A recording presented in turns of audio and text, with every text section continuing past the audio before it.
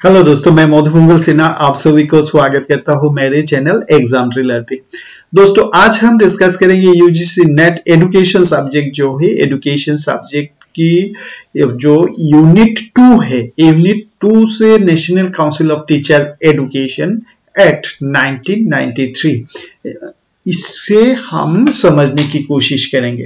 दोस्तों, एक बात, आप जब मेरे चैनल पे जाओगे यूट्यूब चैनल में, यहाँ पेपर 1 की जो 10 यूनिट्स है फ्रेंड्स, इस 10 यूनिट्स के लिए अलग अलग क्या है, इसमें अलग अलग सेक्शन से आप देखिएगा। वहां से यूनिट 1 2 ऐसे करके 10 जो यूनिट है अलग अलग है, उसमें जाके आप इसे अवेल कर सकते हो। पेपर 2 के लिए भी सही ऐसे 10 यूनिट्स की अलग अलग पार्ट्स है, आप उसमें जाइएगा प्लेलिस्ट में, उसे अलग अलग करके मैंने रखा है। जो एजुकेशन सब्जेक्ट की बात कर रहा हूँ, यूनिट 1 जो है प्लेलिस्ट में एजुकेशन यूनिट 1 आपको मिल जाएगा। इसमें सभी टॉपिक को मैंने कवर किया है यूनिट 1 की एजुकेशन सब्जेक्ट की। तो दोस्तों, इस स्टाइल में आप जाओगे ना तो क्या है, टोटल कोर्स को आप बहुत ही आसान तरीका से आप समझ जाओगे। और फिर भी कुछ चीजों में आपकी प्रॉब्लम आते हैं तो आप कमेंट कर देना, तब जाके मैंने अगर जरूरत पड़े तो दोबारा फ्रेश वीडियो बना के डाल दूंगा। और बात जो है फ्रेंड्स, आप जरूर सब्सक्राइब करना मेरे चैनल के, क्योंकि यहाँ पेपर 1 के साथ पेपर 2 एजुकेशन सब्जेक्ट की हर टॉपिक को हम कवर करेंगे और साथ साथ जो क्वेश्चन आंसर की एनालिसिस भी हम करेंगे। ये आपके लिए फायदा की बात होगा। चलते हैं फ्रेंड्स, आज हर रोज की तरह आज भी हम एक इम्पोर्टेंट कोटेशन के लेके क्लास शुरू करेंगे, क्लास सामने लाएंगे। चलिए देखते हैं क्या आज के कोटेशन है।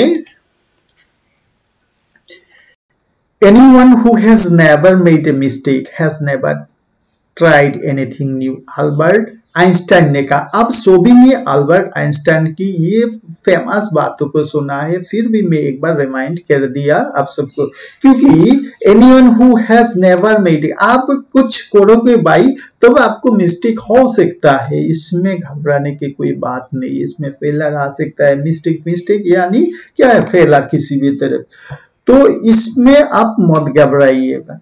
तो आप आपकी जो एम्बिशन से आप इसमें ट्राइड एनीथिंग न्यू, आप और कुछ नहीं इसमें जोड़ के आप देखिए दोबारा, तो इससे कोशिश करने में आपकी सक्सेस जरूर मिल जाएगा।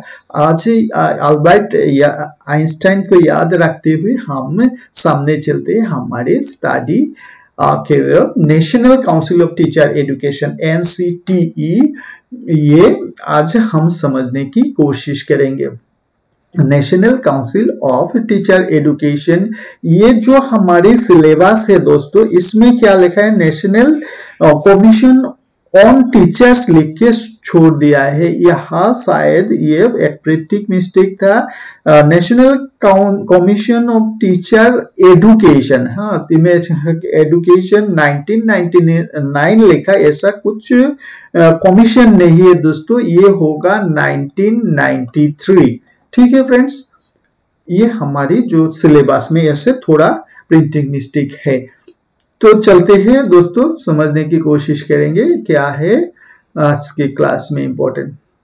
National council of teacher education is a statutory body of government of India set up under the national council of teacher education act 1993 in 1995।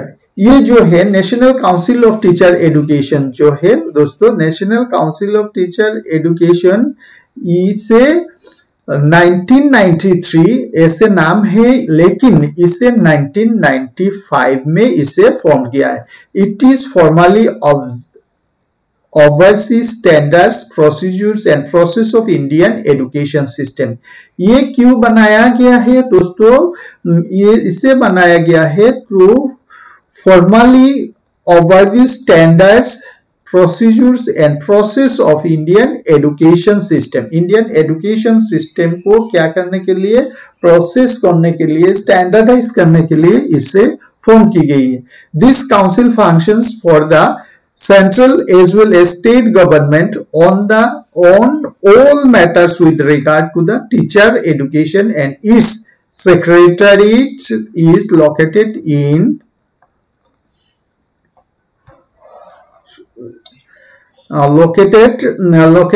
the Department of Teacher Education and National Council of educational research and training, यानी NCERT जो है NCERT के department में है। क्या कहा इसमें, the council functions as central as well as state government on the matter with regard to the teacher education. ये टीचर एजुकेशन के लिए सेंट्रल गवर्नमेंट के साथ स्टेट गवर्नमेंट के जो एजुकेशन डिपार्टमेंट है इसकी डेवलप करने के लिए department of teacher education and national में इसे फॉर्म किया है, and national council of educational research and training इसमें ये था। देखते हैं नेक्स्ट स्लाइड में क्या हिस्ट्री के बारे में, जो national council of teacher education NCTE जो है इसकी हिस्ट्री को समझने की हम कोशिश करेंगे। देखिए यहाँ before 1995 the NCTE has existed since 1993। तो 1995 में एनसीटीई फॉर्म करने से पहले ये एग्जिस्टेंस था 1993 तक as a government advisory body. तब कैसे था ये, एडवाइजरी बॉडी के रूप में एनसीटी था, as not a separate institute. ये अलग इंस्टीट्यूट होके नहीं रहा, ये एक एडवाइजरी बॉडी के रूप में था to look after development of progress of teacher education. Teacher education की प्रोग्रेस को देखने के लिए ये एडवाइजरी बॉडी के रूप में ये था। The NCT was then only a department of National Council of Education Research and Training। तबे NCTE जो है national council of education research and training के एक पार्ट के रूप में काम करता था। As part the NCTE's own admission it failed in the objective of overlooking and to an extent regularizing norms and processes in teacher education in India because of lack of formal jurisdiction। तो यहाँ जो चीज कहने की कोशिश किया है ये क्या है फ्रेंड्स, जो ये एनसीटी था ये अपनी खुद की एग्जिस्टेंस ना होने के कारण से जो अपनी एडवाइसेस को प्रिपेयर करते हैं उससे ठीक तरीके से यूटिलाइज नहीं कर सकता था। To that effect, the National Policy on Education 1986 allowed the setting up of a government authorized institution with formal powers। ये जो है नेशनल पॉलिसी ऑफ एजुकेशन 1986 में जाके क्या हुआ, डिसीजन ली गई है कि गवर्नमेंट ऑथोराइज इंस्टीट्यूशन क्यों ना हम बनाए जिसमें क्या होगा, फॉर्मल पावर्स होगा, अपनी जो बात को सामने रखने के लिए फॉर्मल पावर्स होगा। तो इससे व्यू में रखते हुए जो एनसीटीई उसे फॉर्म किया है। चलते हैं दोस्तों नेक्स्ट स्लाइड में। आप बात करते हैं ऑब्जेक्टिव्स क्या है, एनसीटी की जो ऑब्जेक्टिव्स है इसे हम समझने की कोशिश करेंगे। पहला ऑब्जेक्टिव था क्या, to achieve planned and coordinated development of teacher education system throughout the country. सारे कंट्री के हर हिस्से में क्या करना है, टीचर एजुकेशन को डेवलपमेंट करने के लिए, इस सिस्टम को कोऑर्डिनेट करने के लिए एनसीटीई इसे फॉर्म की गई है।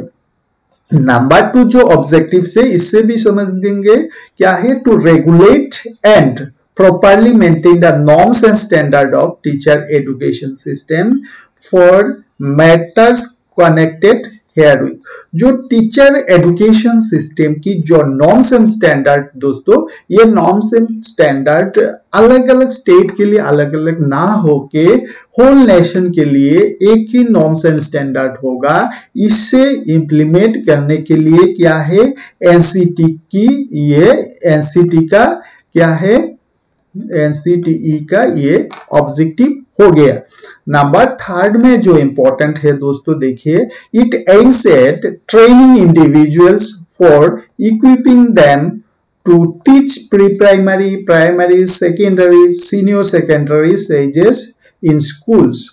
क्या है इससे, और एक ऑब्जेक्टिव में आया क्या है, एनसीटी की जो थर्ड ऑब्जेक्टिव है, इसमें स्कूल्स लेवल की, स्कूल्स की जो लेवल से pre primary, primary, secondary, senior secondary सभी हिस्से की जो टीचर है, इन सब टीचिंग स्टाफ जो है इंडिविजुअल से इनकी ट्रेनिंग के बारे में प्रॉपर गाइडलाइन तरीका अपनाना, इसका क्या है, एनसीटीई का ऑब्जेक्टिव्स हो गया। अब जो है नॉन फॉर्मल एजुकेशन की बात करते हैं, non formal and part time education, adult education, जो कॉरेस्पॉन्डेंस और डिस्टेंस एजुकेशन है, उनके बारे में भी सेम थिंग एनसीटीई ने अपनी ऑब्जेक्टिव्स में रखा है। ठीक है दोस्तों, चलते हैं नेक्स्ट स्लाइड पे। अब फंक्शन की बात करते हैं, एनसीटीई का फंक्शन क्या है उसे समझने की कोशिश करते हैं। पहला जो चीज है, undertake surveys and studies preparing to all aspects of teacher education and publish the corresponding result।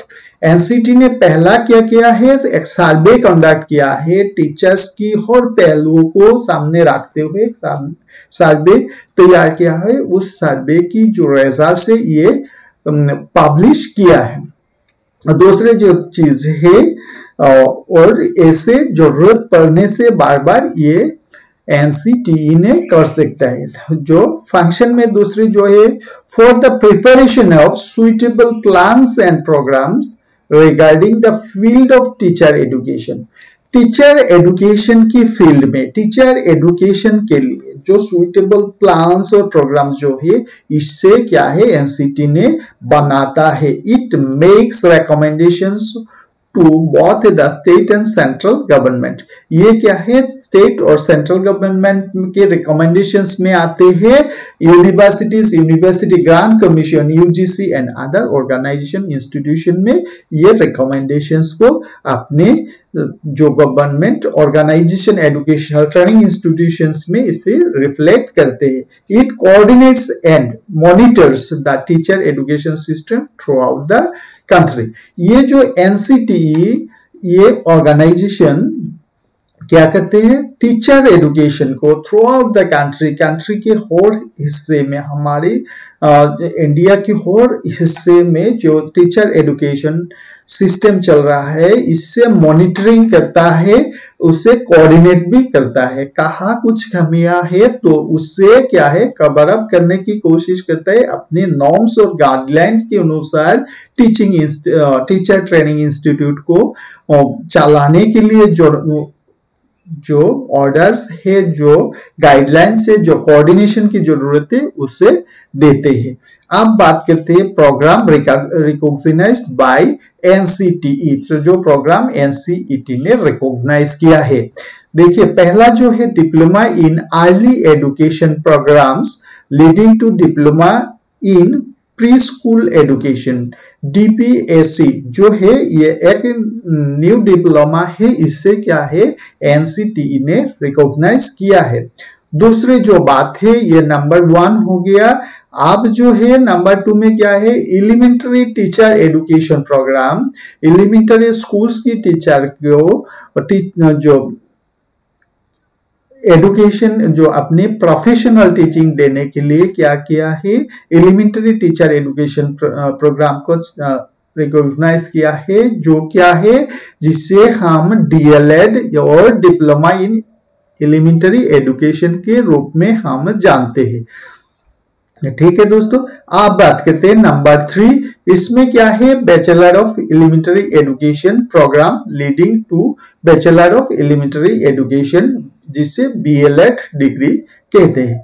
तो ठीक है, ये भी प्रोग्राम रिकॉग्नाइज हो गया किसके साथ, NCTE national council of teacher education के द्वारा ये भी रिकॉग्नाइज हो गया। अब फोर्थ जो है, bachelor of education programme leading to bachelor of education, BEd का डिग्री जो है ये भी रिकॉग्नाइज है।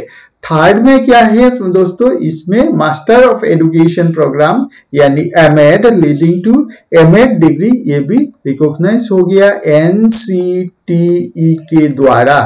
ठीक है दोस्तों, इसकी अपनी गाइडलाइंस की अंदर इन जो प्रोग्राम है इन सभी को रिकॉग्नाइज हुआ है, और इसे NCTE ने national council of teacher education NCTE ने देखते हैं।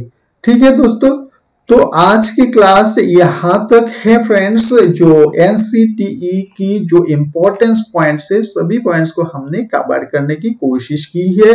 फिर भी दोस्तों, अगर आपको कुछ कंफ्यूजन हो तो प्लीज कमेंट करना, कंफ्यूजन के बारे में हम जरूर कोशिश करेंगे आपकी कंफ्यूजन को रिमूव करने के लिए। तो आज की क्लास यहाँ खत्म करता हूँ दोस्तों, मिलेंगे हम नेक्स्ट क्लास में एक बहुत इंपॉर्टेंट टॉपिक के साथ। थैंक यू, बाय बाय, बहुत अच्छा रहिएगा।